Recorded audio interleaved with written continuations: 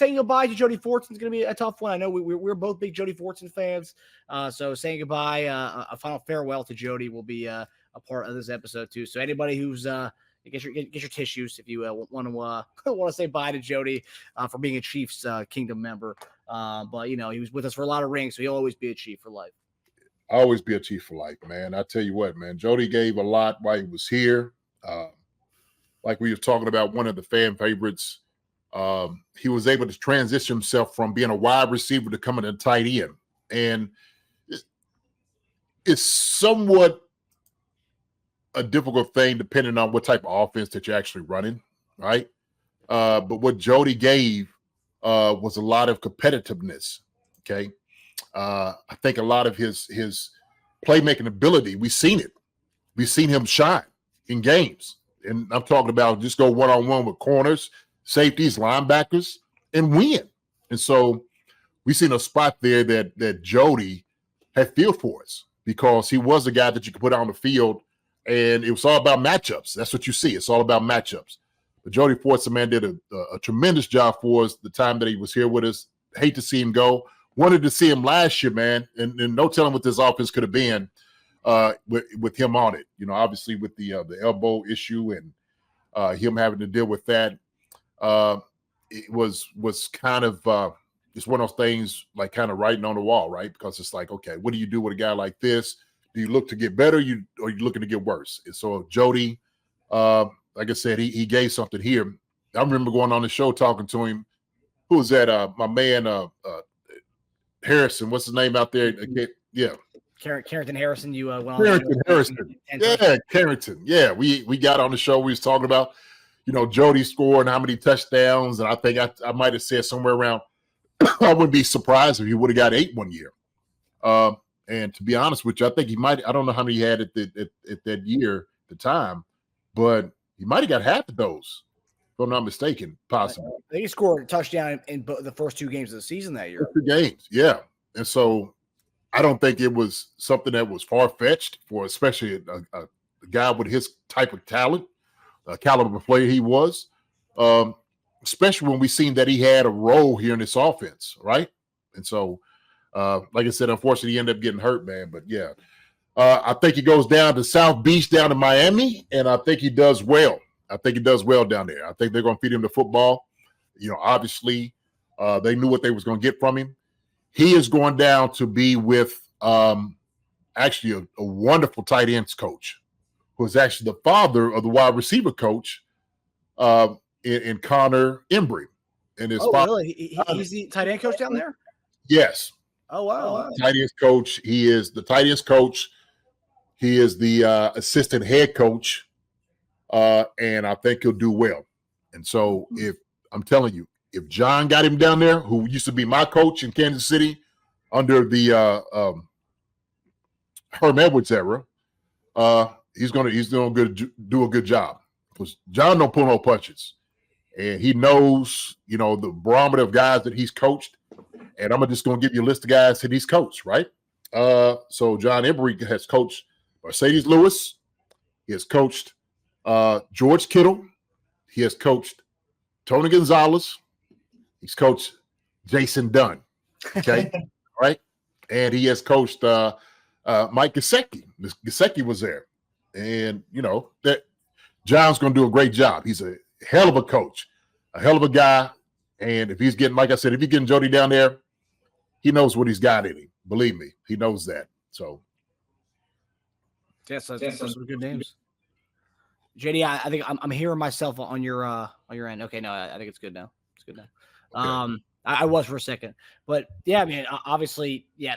And one thing I'll say about Jody, that's a good opportunity going to Miami, because that's a team that really hasn't had much production from that tight end position since Gesicki. That was like what 3 years ago, and so and that McDaniel's offense tight ends is huge, and they really didn't get much from that tight end spot this past year. So maybe he's got a shot. If he can stay healthy, he could be maybe a weapon for them. Oh yeah, no doubt. And McDaniels, he's going to try to get the ball to his playmakers. And so Jody's he's a playmaker, right? We understand what you have in the wide receivers, but you needed that pass catching tight end who's going to be able to make some moves, get up the field, get some yak yards.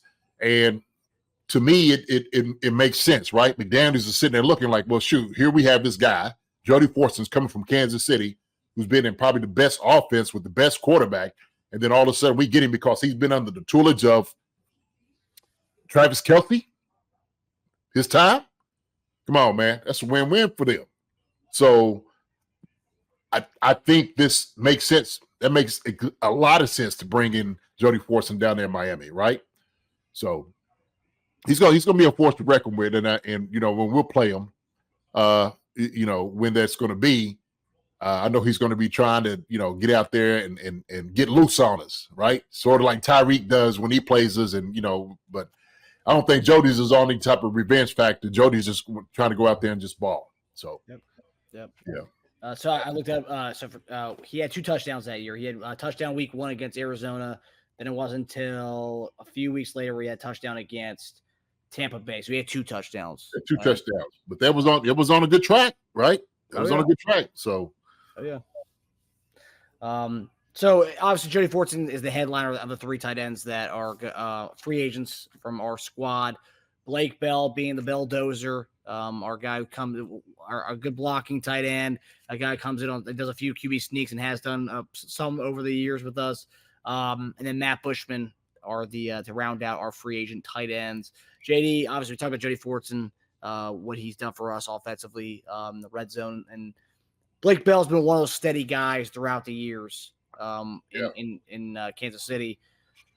Obviously, we're going to talk a little bit more about Irv Smith, but do you think the Blake Bell experience is over in Kansas City?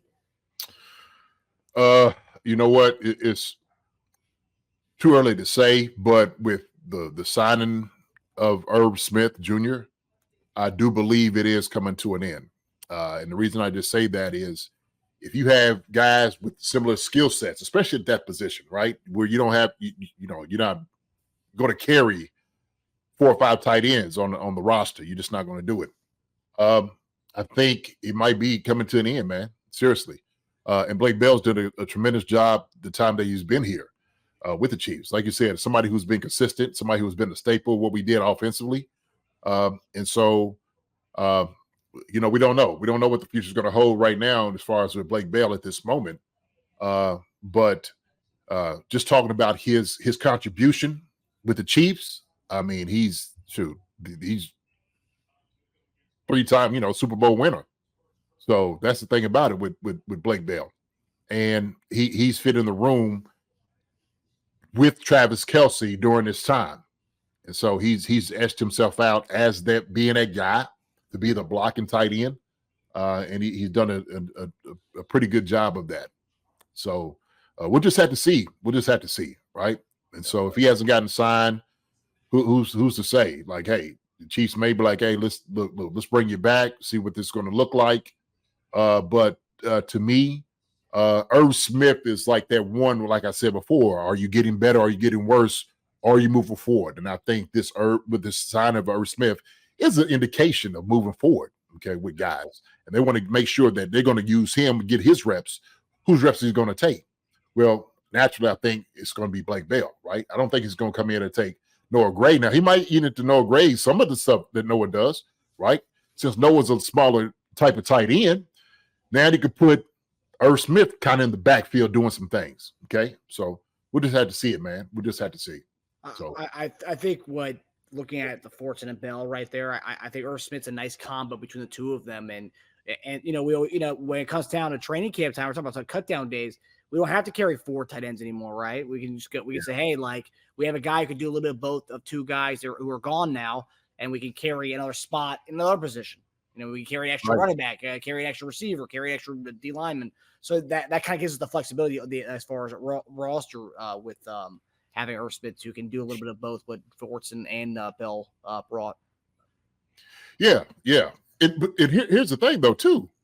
You know, depending on how you're using that 3rd tight end, or if you do carry another guy, he's got to be a special teams guy. He's a guy that's not, he's on every special team that you have, right?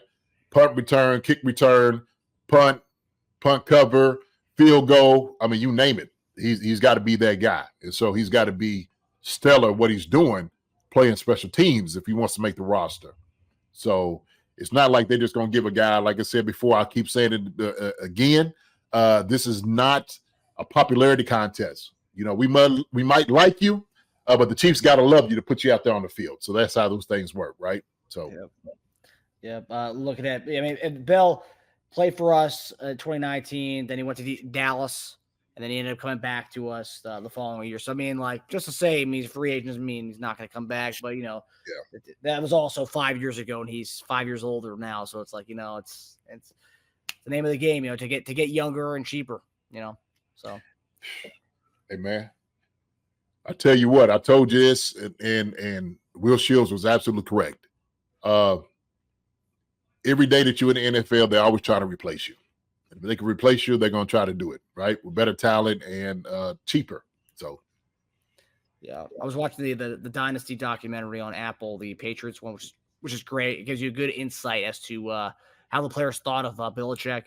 But there was a thing there, and obviously every locker room has an element of this, and like you said, but with Patriots specifically, guys wanted to get back out there as fast as possible because with Belichick, he didn't care if you could produce for that game. He didn't give a crap. Like, you know, Brady was scared. You know, after the whole Deflategate suspension, he thought, you know, Jimmy G was going to take that job. Jimmy G gets hurt, Brissett goes in, but I mean, like, he thought, like, he wanted to get back as soon as possible because you never know with Belichick. One day to the next, you're out. I want him as my starting guy. So like, there's an element of that in every locker room, of course, like you said. But yeah, it's interesting, just the kind of no job safe, even with the GOAT quarterback and Brady. No guy thinks their job's safe. Hey man, and that's the way it should be. Matter of fact, if you've gotten comfortable, then you best be looking. Somebody is clipping at your heels, ready to take your job. And sometimes the guys are like, "Hey, wow, I didn't know this guy was coming up." Well, you should have. Shoot, your butt should have got comfortable, because when you start getting comfortable, getting complacent, that's when you start to get replaced. And coaches see it; they like, "Oh, okay, he's arrived." So some jokers who just somewhat make the team, and then you get there and you just take a sigh of relief, like, guess what? Get up out the seat. This is somebody else's. So don't ever do that. Don't ever take a sigh of relief, Marcus. Okay? Don't ever do it. All right? Always be on my A game. Always. That's it. There you go, baby. That's how it should be. Yeah. And we rounded our free agent tight ends with Matt Bushman, a tight end who got a lot of hype during training camp. I remember everyone was like saying, "Oh man, this guy Bushman's pretty solid." Had a few good training camps with us from BYU. I believe he was on the active roster for the Super Bowl because he was on the active roster for the Super Bowl. Mm-hmm. I don't know. I mean, he's a free agent. We're going to talk about the other tight ends we have in the room right now. If we're not bringing him back, we're bringing two other people in. It might seem like they may be done with the Matt Bushman experiment. Another guy who knows? We didn't really get to see much of him beyond preseason games in the four quarters of those games. So, So, did he do anything? I mean, obviously you're always watching the tight ends preseason wise. Did he do anything that stood out to you that was like, oh man, okay, he's got something? I'm not trying to knock the guy. I'm just asking. No, I mean, look. Usually you have BYU tight ends, man. They run great routes and they catch the football well. You know, that's what you know you're gonna get because of the type of offense that they run. And so he looked like a prototypical BYU tight end. Not blow you out the water in any way, like, athletically going to do something that's just going to wow you, but he was a solid guy. He's a solid guy. He can make anybody's roster just because of, his consistency. He's going to be able to come in and make catches, make some blocks. But he had flashes. I seen him. I was just like, okay, it's Bushman kid, man. Looks like he's all right. But when you play in the NFL and you got Travis Kelce and then Noah Gray and then Blake Bell, and it's like, who you gonna beat out?